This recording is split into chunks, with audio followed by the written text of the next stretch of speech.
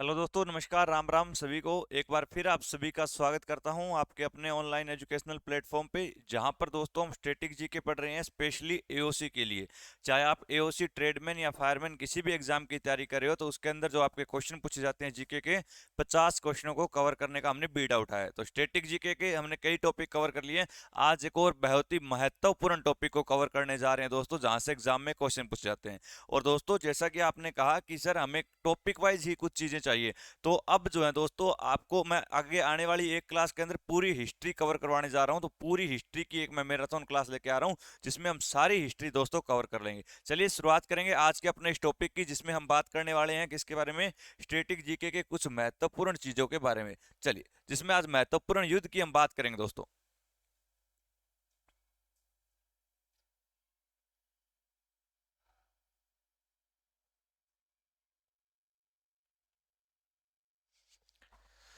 चलिए, महत्वपूर्ण युद्ध के दो साथ हम आज के अपने इस टॉपिक की शुरुआत करते हैं दोस्तों।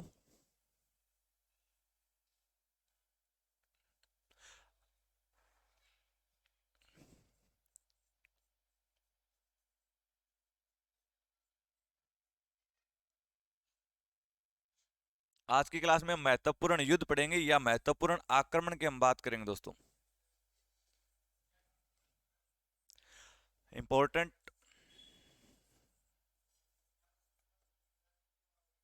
Battles and invasions. तो आज की क्लास में हम महत्वपूर्ण युद्ध और इन्वेजन की हम बात करेंगे, आक्रमण की दोस्तों हम बात करने वाले हैं। चलिए, सबसे पहले अगर हम शुरुआत करते हैं, तो हमारी जो स्टार्टिंग होगी दोस्तों, वो कहां से होगी? सिकंदर से होती है। कहां से होती है? सिकंदर से। हम सबसे पहले जो बात करने वाले हैं वो पढ़ेंगे सिकंदर के आक्रमण के बारे में।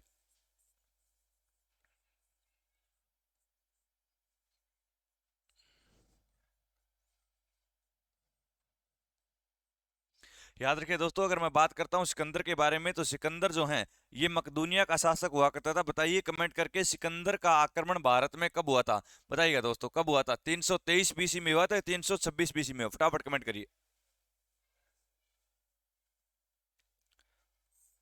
सिकंदर की अगर मैं बात करता हूं, तो याद रखिए ये मकदूनिया का शासक था।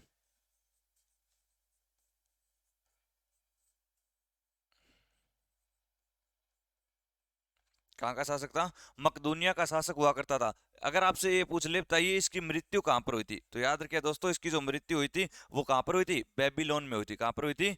बेबीलोन में। और इसकी जो मृत्यु हुई थी वो कब हुई थी? सर इसकी जो मृत्यु हुई थी वो 323 बीसी में हुई थी। कब हुई थी? 323 बीसी में इसकी मृत्यु हुई दोस्तों। और इसने भारत पर आक्रमण किया था 326 बीसी में। कब किया था? 326 बीसी में इसने आक्रमण किया। और याद रखिए दोस्तों, सिकंदर ने जब भारत पर आक्रमण किया था, तो इसी सिकंदर के द्वारा एक युद्ध लड़ा गया भारत देश के अंदर, और इस युद्ध का नाम था हाइडेस्पीज का युद्ध। कौन सा युद्ध था? हाइडेस्पीज का युद्ध। इसे हाइडेस्पीज का युद्ध बोला जाता है, इसे झेलम नदी का युद्ध बोल देते हैं, या इसे वितस्ता, झेलम का पुराना नाम वितस्ता था, इसीलिए इसे वितस्ता का युद्ध भी कहा जाता है।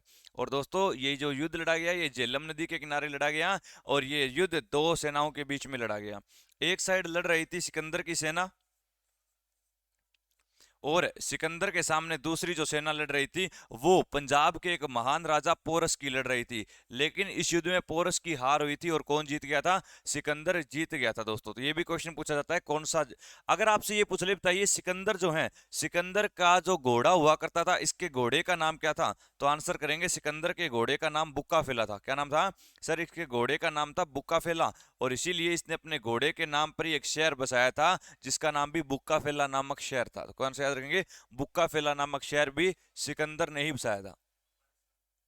चलिए, तो सिकंदर से बनने वाली बातें हैं इंपॉर्टेंट आपकी। हाइडेस्पिस का युद्ध पूछेगा, सिकंदर का आक्रमण पूछेगा, 326 बीसी के अंदर हुआ था। एक क्वेश्चन ये आता है दोस्तों, बताइए जिस समय सिकंदर शासक भारत में आ रहा था, उस समय भारत का शासक कौन था? तो भारत का उस समय जो शासक हुआ करता था, इसके शासक का नाम था धनानंद। कौन था?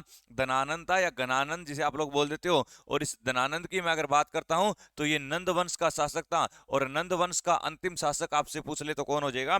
धनानंद हो जाएगा। और इसी धनानंद का आगे चलकर विनाश करेगा कौन? करेगा? चंद्रगुप्त मौर्य करेगा। कौन करेगा? सिर इसका विनाश किया गया चंद्रगुप्त मौर्य के द्वारा, और चंद्रगुप्त मौर्य ने ही आगे चलकर मौर्य साम्राज्य की स्थापना की। और इसका विनाश करने में चंद्रगुप्त की सहायता किसने की थी? चाणक्य ने की थी, जिसे हम विष्णुगुप्त के नाम से जानते हैं। किस नाम से जानते हैं? विष्णुगुप्त या कौटिल्य के नाम से। और इसी की एक पुस्तक बार बार एग्जामिनर आपसे पूछता है, और वो पुस्तक थी अर्थशास्त्र। कौन सी थी?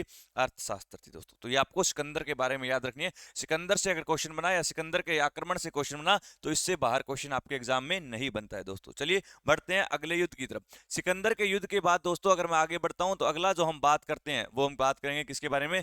हम बात करेंगे भारत पर पहला सफल मुस्लिम आक्रमण।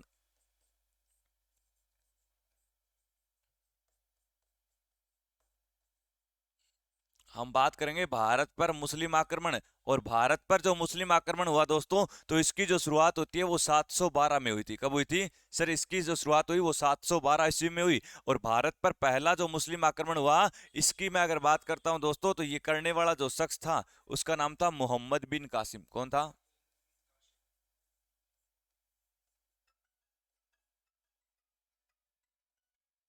तो याद रखिए, मोहम्मद बिन कासिम के द्वारा ही सबसे पहले जो है आक्रमण किया गया था। और इसने जो आक्रमण किया वो कहां पर किया? सिंध पर किया था दोस्तों। कहां पर किया था? सिंध पर। और ये सिंध नामक स्थान कहां पे है? पाकिस्तान में है। जब इसने सिंध पर आक्रमण किया तो उस समय सिंध का जो राजा हुआ करता था, इसका नाम था राजा दाहिर। कौन था?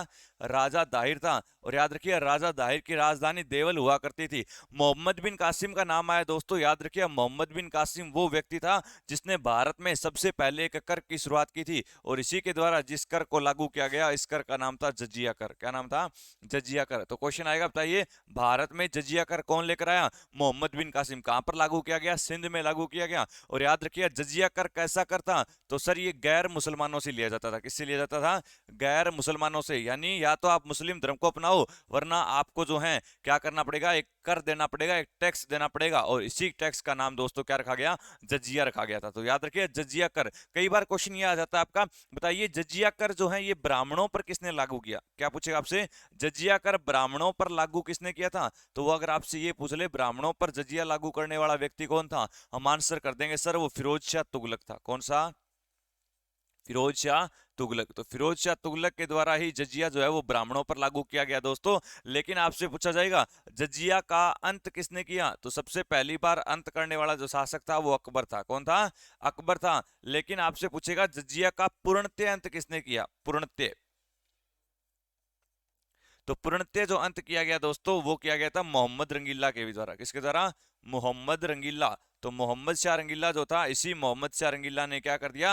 भारत से जजिया कर को पूरी तरह से समाप्त करने का काम किया। इससे ज्यादा क्वेश्चन आपसे नहीं पूछेगा। तो ये हमारा दूसरा आक्रमण भी पूरा हुआ। अब हम बात करते हैं हमारे तीसरे पॉइंट की। और तीसरे पॉइंट में हम समझते हैं दोस्तों किसके बारे में? हम बात करेंगे अब महमूद गजनवी के बारे में। किसके बारे में? महमूद गजनवी के आक्रमण के बारे में। और याद रखिए दोस्तों, अगर मैं बात करता हूं महमूद गजनवी के आक्रमण के बारे में, तो आप आंसर करेंगे सर महमूद गजनवी के द्वारा भारत के अंदर 1001 से लेकर 1027 तक लगातार 17 आक्रमण किए गए। कितने आक्रमण किए गए? 17 आक्रमण किए गए। और 17 आक्रमण जब इसने किए तो 17 की 17 बार इसकी क्या हुई? जीत हुई। क्या हुई? 17 की 17 बार इसकी जीत हुई। और इसकी विजय की जीत की जानकारी हमें कौन देता है? तो इसके जीत की जानकारी एक इतिहासकार ने दी। और इस इतिहासकार का नाम अगर आपसे पूछ ले, आंसर करेंगे हेनरी एलियट था। कौन था दोस्तों? हेनरी एलियट ही वो इतिहासकार था जिसने कहा था इसे 17 बार जीता था। महमूद गजनवी जब भारत आया दोस्तों, तो इसका सबसे इंपॉर्टेंट युद्ध पूछा जाएगा, हम आंसर करेंगे सबसे इंपॉर्टेंट था सर 1025 में इसने गुजरात के अंदर पड़ने वाले सोमनाथ के शिव मंदिर को लूटा था। किसको लूटा था? गुजरात के अंदर पड़ने वाले सोमनाथ के शिव मंदिर को लूटा। तो गुजरात के सोमनाथ के शिव मंदिर को लूटकर जब ये वापस जा रहा था दोस्तों, तो इसे सिंधु नदी जब ये पार कर रहा था, तो पंजाब के जाटों ने भी लूटने का काम किया दोस्तों, ये आप याद रखें। और इसी चीज का बदला लेने के लिए इसने 1027 में अपना अंतिम आक्रमण किया था। कौन सा आक्रमण किया? अंतिम। तो इसका अंतिम आक्रमण अगर आपसे पूछे तो 1027 में, और महत्वपूर्ण आक्रमण पूछे तो 1025 में। महमूद गजनी की कई बार आपसे मृत्यु पूछ लेता है दोस्तों, और अगर इससे मृत्यु पूछ ली जाए तो हम आंसर करेंगे 1030 में हुई थी। कब हुई थी? 1030 में हुई थी। एक क्वेश्चन आता है, बताइए सुल्तान की उपाधि धारण करने वाला पहला मुसलमान। तो सुल्तान की उपाधि धारण करने वाला पहला मुसलमान महमूद गजनी ही था। उसके बाद महमूद गजनी जब भारत आया दोस्तों, तो ये अकेला भारत नहीं आया था।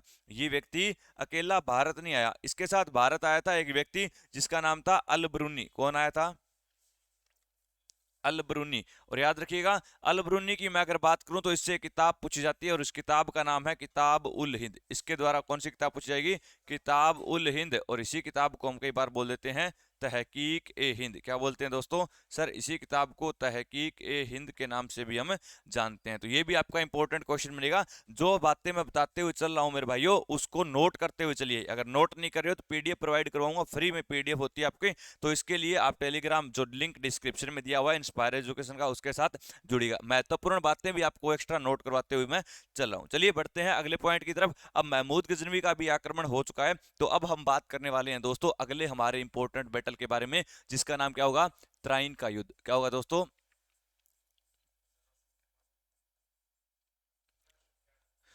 अब हम बात करेंगे त्राइन के युद्ध के बारे में। दोस्तों याद रखिए त्राइन के युद्ध दो लड़े गए थे। कितने युद्ध लड़े गए थे?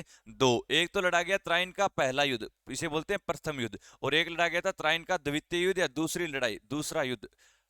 अगर मैं बात करता हूं पहले युद्ध के बारे में तो ये पहले लड़ा गया 1191 में और दूसरा लड़ा गया अगले साल 1192 में।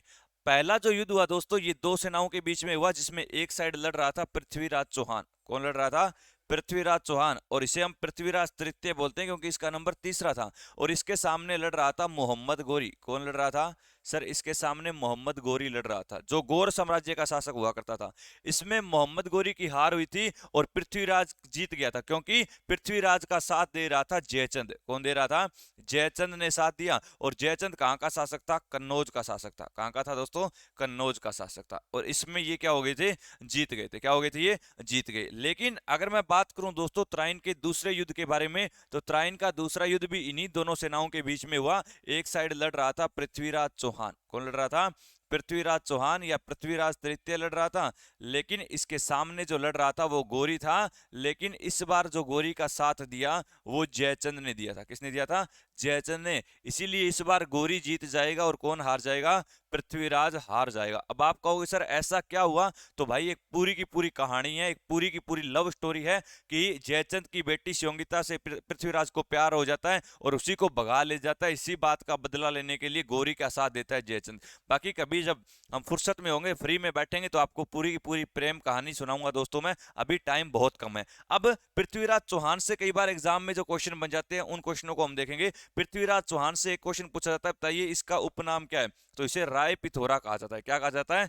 राय पिथोरा इसे कहा जाता है। लेकिन वो आपसे पूछेगा राय पिथोरा का किला कहां पे पड़ता है? तो राय पिथोरा का किला दोस्तों दिल्ली में पड़ता है। कहां पे पड़ता है? दिल्ली में पड़ता है। पृथ्वीराज चौहान से एक क्वेश्चन और आता है, इसका एक दरबारी हुआ करता था और अगर आपसे दरबारी का नाम पूछ ले तो आप आंसर करेंगे चंद्रबरदई। क्या? चंद्रबरदई, या इसे हम चांदबरदई के नाम से जानते हैं। और इस चंद्रबरदई के द्वारा एक पुस्तक लिखी गई दोस्तों जो आपके एग्जाम में पूछी जाएगी, और पुस्तक का नाम था पृथ्वीराज रासो। क्या नाम था? पृथ्वीराज रासो। और पृथ्वीराज रासो किसके जीवन पर लिखी गई? तो वो पृथ्वीराज चौहान के जीवन पर लिखी गई एक महत्वपूर्ण किताब थी। तो ये दोस्तों आपके इंपॉर्टेंट कौन से युद्ध हैं? सर ये आपने हमें त्राइन के युद्ध बताए। तो त्राइन के दो युद्ध हुए, मैंने एक ही जगह त्राइन के दोनों युद्ध आपको पढ़ाने का काम किया, जो आपके बहुत ज्यादा इंपॉर्टेंट है दोस्तों। कर लोगे यहां तक? कोई दिक्कत? सर अब त्राइन के दो युद्ध हो चुके हैं दोस्तों, अब एक और युद्ध लड़ा जाएगा जो जयचंद के साथ लड़ा जाएगा, और इस युद्ध का नाम था चंदावर का युद्ध। क्या नाम था दोस्तों? सर इस युद्ध का नाम था चंदावर का युद्ध। और चंदावर जो है ये उत्तर प्रदेश में पड़ता है। कहां पे पड़ता है? उत्तर प्रदेश में। और ये युद्ध लड़ा गया 2 साल बाद यानी 1194 ईस्वी में। और ये जो युद्ध हुआ दोस्तों इसमें एक साइड लड़ रहा था जयचंद और जयचंद के सामने मोहम्मद गोरी लड़ रहा था। और गोरी इस युद्ध में जीत गया था और कौन हार गया था? जयचंद हार गया। कई बार चंदावर की लोकेशन पूछ लेता है उत्तर प्रदेश में।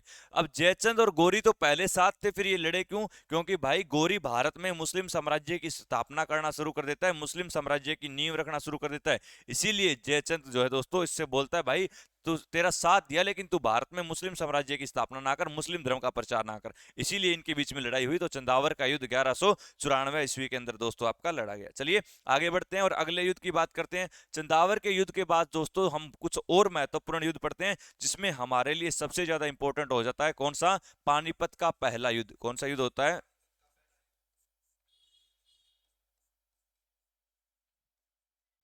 पानीपत का पहला युद्ध। पानीपत का पहला युद्ध दोस्तों अगर मैं बात करता हूं तो 21 अप्रैल को लड़ा गया। 21 अप्रैल 1526 को पानीपत की पहली लड़ाई हुई। और अगर मैं बात करूं पानीपत के पहले युद्ध की, तो इसके अंदर एक साइड तो लड़ रहा था जहीरुद्दीन मोहम्मद बाबर, और बाबर के सामने लड़ रहा था इब्राहिम लोधी। कौन लड़ रहा था? इब्राहिम लोधी लड़ रहा था दोस्तों। और याद रखिएगा, अगर मैं बात करता हूं इब्राहिम लोधी, तो इब्राहिम लोधी इस युद्ध में हार गया था और बाबर जो है इस युद्ध में जीत गया था। इब्राहिम लोधी वो शासक था जो युद्ध स्थल में मारा गया। एग्जाम में क्वेश्चन आएगा, युद्ध स्थल में मारा जाने वाला शासक कौन था? इब्राहिम लोधी था। बाबर से क्या क्वेश्चन आएगा आपसे? बाबर से जो क्वेश्चन बनेगा दोस्तों वो बनेगा, बताइएगा, बाबर जो है इसके द्वारा भारत में पहला आक्रमण 1526 में, लेकिन इसने किस चीज का प्रयोग किया था इस युद्ध में? तोप का प्रयोग किया था। किसका प्रयोग किया था? तोप का प्रयोग किया। और तोप का प्रयोग किया तो तोप को चलाने के लिए दो तोपची चाहिए। एक का नाम था मुस्तफा खान। क्या नाम था? मुस्तफा खान। और दूसरे का नाम था उस्ताद अली। क्या नाम था? मुस्तफा खान और उस्ताद अली। तो ये दो हुआ करते थे जिन्होंने क्या किया, अब बाबर पानीपत के पहले युद्ध में जीत गया तो बाबर के द्वारा बनाया गया काबुली बाग। क्या बनवाया इसने? सर इसने काबुली बाग बनवाया, और काबुली महल बनवाया, और क्या बनवाई? काबुली मस्जिद बनवाई। अब ये तीनों की तीनों चीजें इसने बनवाई थी, लेकिन ये कहां पे पड़ती है? सर ये पानीपत के युद्ध में जीता है, तो ये कहां पर पड़ेगी? ये हमारी पानीपत में ही पड़ेगी। कहां पर पड़ेगी?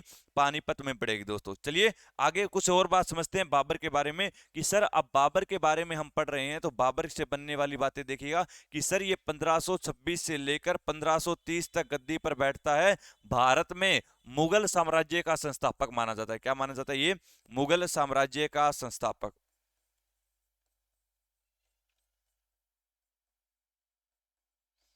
तो दोस्तों मुगल साम्राज्य का संस्थापक पूछे तो वो भी क्या हो जाएगा? बाबर हो जाएगा। अब बात आई है बाबर की, तो याद रखिएगा बाबर की अगर मैं बात करता हूं तो इसके द्वारा कुछ और लड़ाइयां लड़ी गई। जैसे इसने 1526 में तो लड़ा था पानीपत का पहला युद्ध। कौन सा युद्ध लड़ा था? पानीपत का पहला युद्ध।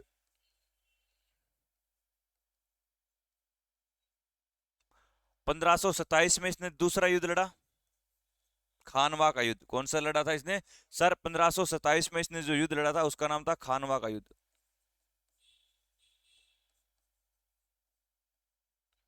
उसके बाद याद रखिए 1528 चंदेरी का युद्ध।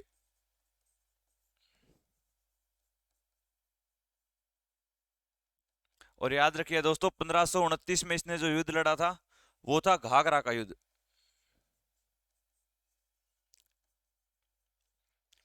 और घाघरा के युद्ध से सबसे इंपॉर्टेंट क्वेश्चन क्या आता है? आपसे पूछा जाएगा ऐसा युद्ध जो जल एवं थल दोनों पर लड़ा गया। तो जल व थल दोनों पर लड़ा गया युद्ध, दोनों पर लड़ा गया युद्ध। तो जल और थल दोनों पर लड़ा गया युद्ध कौन सा था? सर वो घाघरा का युद्ध ही था। कौन सा था? घाघरा का युद्ध। बाबर से एक क्वेश्चन आता है, बताइएगा ऐसा मुगल शासक जिसे 2 बार दफनाया गया। तो ऐसा मुगल शासक कौन था? तो वो बाबर ही था। और मुगल शासक का नाम आया तो इसे कितनी बार दफनाया गया? 2 बार दफनाया गया। और 2 बार दफनाया गया दोस्तों, तो पहली बार इसे दफनाया गया था आगरा में। पहले इसे कहां दफनाया गया? आगरा उत्तर प्रदेश में दफनाया गया। और दूसरी बार जो है सेकंड टाइम इसे कहां दफनाया गया? सर इसे काबुल में दफनाया गया। और काबुल किसकी राजधानी? काबुल अफगानिस्तान की राजधानी। तो वर्तमान में अगर पूछ ले बताइए बाबर का मकबरा कहां पर है, तो वो काबुल में पड़ता है। बाबर की किताब अगर आपसे पूछ ले दोस्तों, तो इसकी जो किताब थी वो बाबरनामा थी। कौन सी थी? बाबरनामा थी। तो ये भी आपको याद रखना है, बाबर की किताब पूछे दोस्तों तो कौन सी हो जाएगी? बाबरनामा हो जाएगी। कौन सी हो जाएगी? बाबरनामा हो जाएगी। तो इसके इंपोर्टेंट युद्ध थे। अब आगे बढ़ते हैं, अगले युद्ध की हम बात करते हैं दोस्तों। और अगला जो युद्ध है हमारा, इसके अंदर हम बात करने वाले हैं कौन से? चौसा का युद्ध। कौन सा युद्ध पढ़ेंगे अब? चौसा का युद्ध। मेरे दोस्तों चौसा के युद्ध की अगर मैं बात कर लेता हूं आपके सामने, तो चौसा का जो युद्ध लड़ा गया दोस्तों, ये लड़ा गया था कब? 1539 में। और 1539 में दो महान सेनाएं, एक साइड लड़ रहा था शेरशाह सूरी, और शेरशाह सूरी के सामने लड़ेगा हुमायूं। कौन लड़ेगा? हुमायूं लड़ेगा। इसमें हुमायूं की हार होगी दोस्तों, और कौन जीत जाएगा? शेरशाह सूरी जीत जाएगा। उसके बाद अगला एक और युद्ध हुआ अगले ही साल, जिसका नाम था कन्नौज का युद्ध। कौन सा नाम था? कन्नौज का युद्ध। इसे हम कन्नौज का या बिलग्राम का युद्ध बोलते हैं दोस्तों। और बिलग्राम के युद्ध की अगर मैं बात करूं तो ये अगले साल 1540 में लड़ा गया। कब लड़ा गया?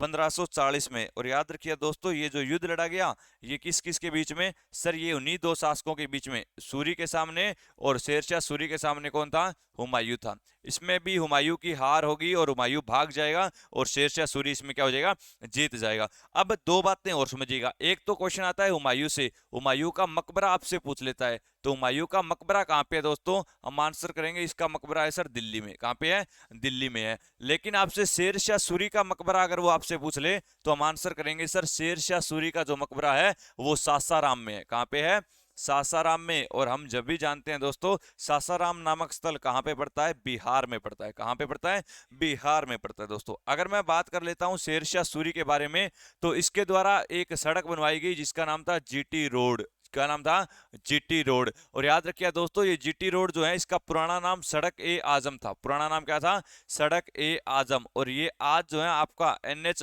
44 का हिस्सा बन चुकी है। किसका हिस्सा बन चुकी है, NH 44 का हिस्सा बन चुकी है। अगर मैं बात करता हूँ जीटी रोड नाम किसने दिया, तो ये लॉर्ड ऑकलैंड ने नाम दिया। इतना डीप में वो आपसे नहीं पूछेगा। चलिए कन्नौज का भी युद्ध हो चुका है, आगे बढ़ते हैं और कुछ और युद्ध हम पढ़ते हैं। चलिए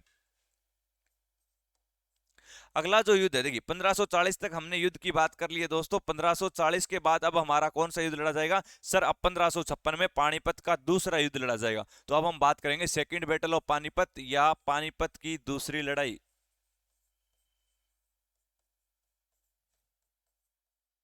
और पानीपत की दूसरी लड़ाई मेरे लाडलो 5 नवंबर 1556 को लड़ी गई। और 5 नवंबर 1556 को ये लड़ाई लड़ी गई थी अकबर के बीच में। और अकबर के सामने लड़ रहा था हरियाणा में जन्म लेने वाला हेमू। कौन लड़ रहा था, हेमू लड़ रहा था। इसमें हेमू की हार हुई और कौन जीत गया, अकबर। क्योंकि अकबर तो खुद एक छोटा सा बच्चा था, तो अकबर का सेनापति कौन था, तो इसका सेनापति था बैरम खान। कौन था, बैरम खान हुआ करता था दोस्तों। और एग्जाम में क्वेश्चन क्या आएगा, एग्जाम में क्वेश्चन ये आएगा, बताइएगा अकबर के द्वारा कौन से धर्म की शुरुआत की गई। तो वो धर्म पूछ रहा है तो हम आंसर करेंगे इसका धर्म था दीन ए इलाही। कौन सा था दोस्तों, सर इसके द्वारा दीन ए इलाही। और दीन ए इलाही धर्म को अपनाने वाला पहला शासक या पहला व्यक्ति और अंतिम व्यक्ति कौन था, अकबर समय में किसने अपनाया था, शुरुआत अकबर ने करी लेकिन इसे अपनाया किसने, बिरबल ने अपनाया था। किसने अपनाया था, बिरबल ने अपनाया था। शुरुआत किसने की, अकबर ने, लेकिन अपनाया किसने, बिरबल ने इसे अपनाया था दोस्तों। अकबर का नाम आया है तो याद रखिएगा दोस्तों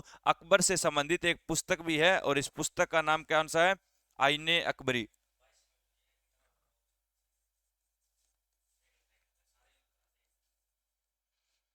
तो इस पुस्तक का नाम क्या था, आईने अकबरी था। और याद रखिए दोस्तों आईने अकबरी को ही हम अकबरनामा के नाम से जानते हैं। किसके नाम से जानते हैं, अकबरनामा के नाम से जानते हैं दोस्तों। और याद रखिएगा ये जो पुस्तक है ये किसके द्वारा लिखी गई, सर आईने अकबरी जो है ये किसके द्वारा लिखी गई थी, फटाफट कमेंट करके बताइए किसके द्वारा, अबुल फजल के द्वारा लिखी गई थी। किसके द्वारा, अबुल फजल के द्वारा लिखी गई। और याद रखिएगा अबुल फजल की मैं अगर बात कर लूं दोस्तों तो अबुल फजल कौन था, तो अकबर के दरबार में हुआ करते थे नवरत्न। क्या हुआ करते थे, नवरत्न। और इन्हीं नवरत्नों में से एक हुआ करता था अबुल फजल। क्या था, अबुल फजल। तो ये पानीपत की दूसरी लड़ाई। हेमू से क्वेश्चन आता है, बताए हेमू का मकबरा कहां पर है। हेमू एक हिंदू शासक था दोस्तों। और याद रखिएगा इसका मकबरा अगर आपसे पूछे तो इसका मकबरा कहां पे है, पानीपत में। कहां पे है, पानीपत में है। और हेमू से क्वेश्चन आएगा दिल्ली सल्तनत की गद्दी पर बैठने वाला अंतिम हिंदू शासक। तो दिल्ली की गद्दी पर बैठने वाला अंतिम हिंदू शासक वो आपसे पूछे तो अंतिम हिंदू शासक कौन सा हो जाएगा, अंतिम हिंदू शासक हेमू ही हो जाएगा। कौन हो जाएगा, हेमू हो जाएगा दोस्तों। चलिए आगे बढ़ते हैं। और अकबर का नाम आया है तो अकबर के द्वारा एक और युद्ध लड़ा गया था और सबसे फेमस युद्ध है हल्दी घाटी का युद्ध। कौन सा है दोस्तों, हल्दी घाटी का युद्ध। और अगर मैं बात करता हूं हल्दी घाटी के युद्ध के बारे में तो हल्दी घाटी का युद्ध 1576 में लड़ा गया। कब लड़ा गया, 1576 में।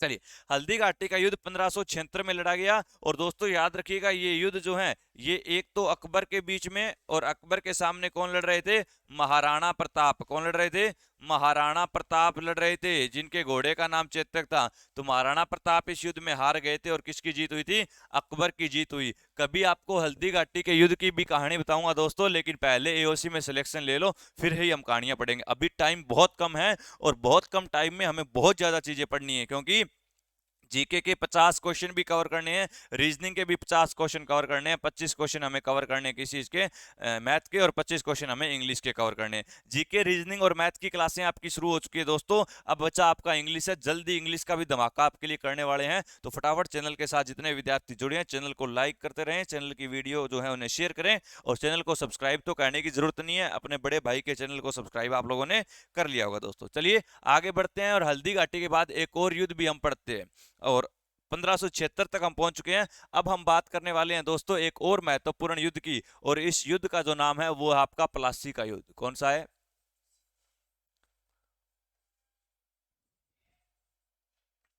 प्लासी का युद्ध दोस्तों 1757 में लड़ा गया। 1757 में ये युद्ध लड़ा गया था ब्रिटिश ईस्ट इंडिया कंपनी के बीच में, और किसके बीच में? सिराजुद्दौला के बीच में। किसके बीच में? सिराजुद्दौला। इस युद्ध के अंदर दोस्तों सिराजुद्दौला की जो है वो क्या हुई थी? हार हुई थी, और ब्रिटिश ईस्ट इंडिया कंपनी जीत गई थी। अगर आपसे पूछ ले ब्रिटिश ईस्ट इंडिया कंपनी का उस समय गवर्नर कौन था, हम आंसर कर देंगे रॉबर्ट क्लाइव था। कौन था? रॉबर्ट क्लाइव था। तो ये आपको याद रखना है, रॉबर्ट क्लाइव जो है उस समय क्या था? इसका वो हुआ करता था। चलिए अगर मैं बात करूं एक और युद्ध की, तो अगला जो युद्ध है दोस्तों वो है बक्सर का युद्ध। कौन सा युद्ध है?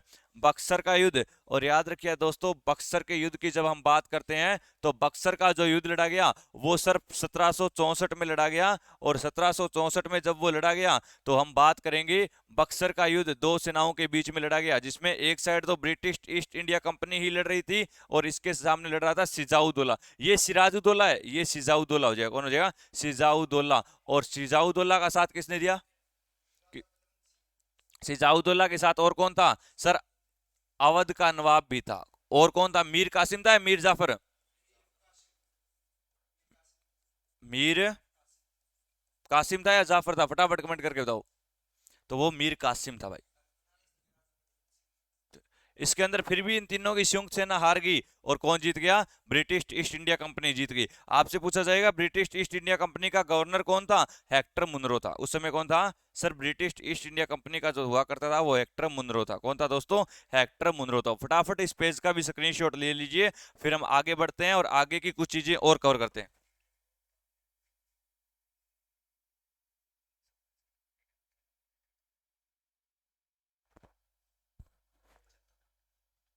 चलिए दोस्तों आगे बढ़ते हैं, स्क्रीनशॉट ले लिया होगा आपने। चलिए बक्सर का युद्ध भी हो चुका है, प्लासी का युद्ध भी हो चुका है हमारा। आगे बढ़ते हैं, और अब हम बात करते हैं, एक आपका रह गया था तैमूर लंग का आक्रमण। इंपॉर्टेंट आपका वैसे तो तैमूर लंग का आक्रमण हमारा रह गया था।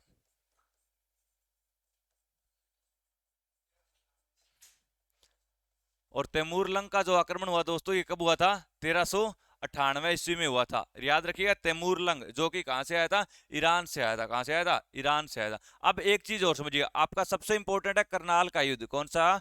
करनाल का युद्ध। और दोस्तों अगर मैं बात कर लेता हूं, हरियाणा के अंदर एक जगह पड़ती है करनाल, जिसे हरियाणा का पेरिस बोला जाता है। तो याद रखिए ये करनाल का युद्ध दोस्तों कब हुआ था? 1739 में हुआ था। कब हुआ था? 1739 में। 1739 में ये युद्ध हुआ दोस्तों किन किन के बीच में? सर करनाल का युद्ध एक तो हुआ था किसके बीच में? रंगीला, मोहम्मद शाह रंगीला। और मोहम्मद शाह रंगीला के सामने कौन लड़ रहा था? नादिर शाह। और नादिर शाह क्या था? ईरान का नेपोलियन। क्या पूछेगा आपसे? ईरान का नेपोलियन किसे कहा जाता है? तो वो नादिर शाह को ही कहा जाता है। तो ईरान का नेपोलियन। अब देखिएगा नादिर शाह का नाम आया दोस्तों, नादिर शाह की इस युद्ध में जीत होती है और मोहम्मद शाह रंगीला हार जाता है। नादिर शाह वो व्यक्ति था जो भारत से क्या लेकर गया? तख्त ए ताउस लेकर गया। क्या लेकर गया प्यारे बच्चों? तख्त ए ताउस। और तख्त ए ताउस को हम क्या बोलते हैं? मयूर सिंहासन बोलते हैं। क्या बोलते हैं? मयूर सिंहासन बोलते हैं दोस्तों। उसके अलावा ये वही व्यक्ति था जो भारत देश से बाहर क्या लेकर गया था? कोहिनूर हीरा लेकर गया था। क्या लेकर गया था? कोहिनूर हीरा। फटाफट कमेंट करके बताइए कोहिनूर हीरा किस खान से मिला था? जितने विद्यार्थी जुड़े हुए हैं कमेंट करके बताइए कोहिनूर हीरा किस खान से मिला था? तो सर ये तो गोलकुंडा की खान से मिला था। कहां से मिला था? गोलकुंडा की खान से मिला था।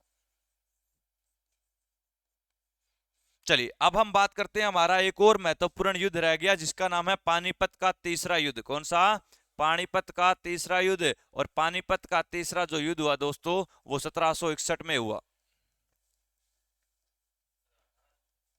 14 जनवरी 1761।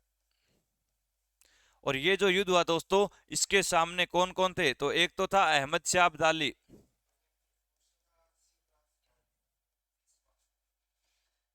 और इसके सामने लड़ कौन रहे थे?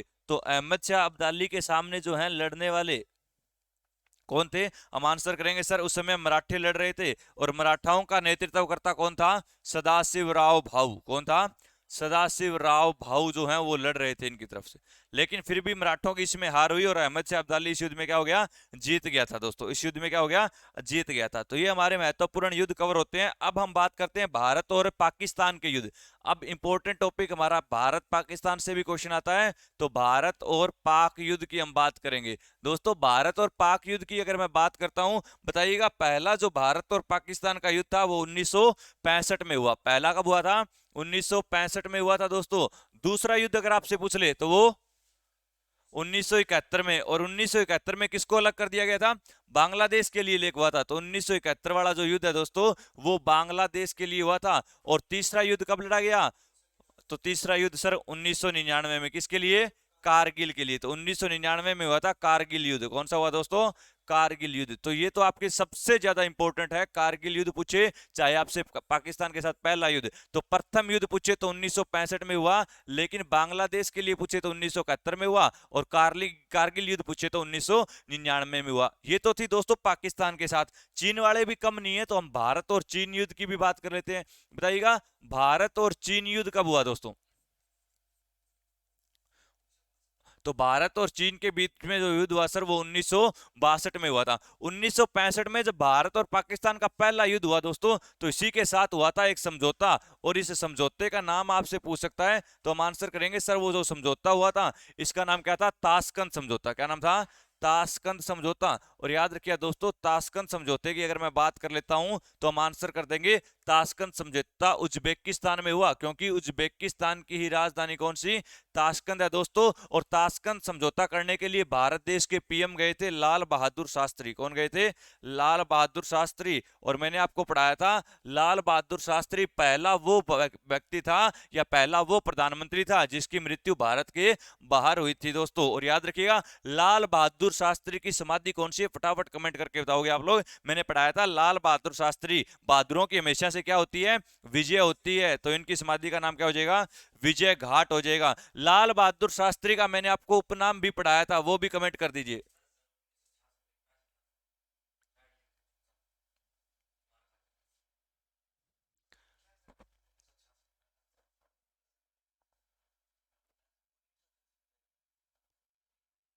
ताशकंद समझौता भाई 1966 में हुआ था, क्योंकि 65 में युद्ध हुआ है। युद्ध की समाप्ति के बाद ही समझौता होगा। अब देखो 1971 में हुआ था बांग्लादेश के लिए। अब इसको भी सुलझाने के लिए हमें एक समझौता करना पड़ेगा। 1972 में हुआ था सिमला। अगले साल होता है शिमला समझौता। पूछे आपसे तो शिमला समझौता कब हुआ? शिमला समझौता 1972 में। भाई पहले 71 में युद्ध होगा, 71 के बाद ही आपका क्या होगा? समझौता होगा। तो 72 में, ये 65 में युद्ध हुआ, तो 66 में क्या हो जाएगा? समझौता हो जाएगा। तो ये भारत पाकिस्तान युद्ध था, ये भारत चीन युद्ध था। ये तीन हुए थे दोस्तों, तीनों के बारे में बताया। भारत और पाकिस्तान के बीच में सीमा रेखा का नाम पूछे तो रेड क्लिफ हो जाएगा, और भारत और चीन के बीच में पूछे तो मेक मोहन हो जाएगा। कौन सा हो जाएगा? मेक मोहन। भारत और चीन के बीच में एक एलएसी भी पड़ती है, line of actual control. Bharat और पाकिस्तान के बीच में एक एलओसी भी पड़ती है, लाइन ऑफ कंट्रोल। तो ये बातें इंपॉर्टेंट है, आपको नोट करनी है दोस्तों। एक एक बात आपकी बहुत ज्यादा इंपॉर्टेंट है। पीडीएफ भाई आपको मिल जाएगी। पीडीएफ के लिए आप लोग जुड़ सकते हो मेरे टेलीग्राम चैनल पर। और मेरा टेलीग्राम चैनल जो है दोस्तों, इसका नाम जो है वो इंस्पायर एजुकेशन है। क्या नाम है?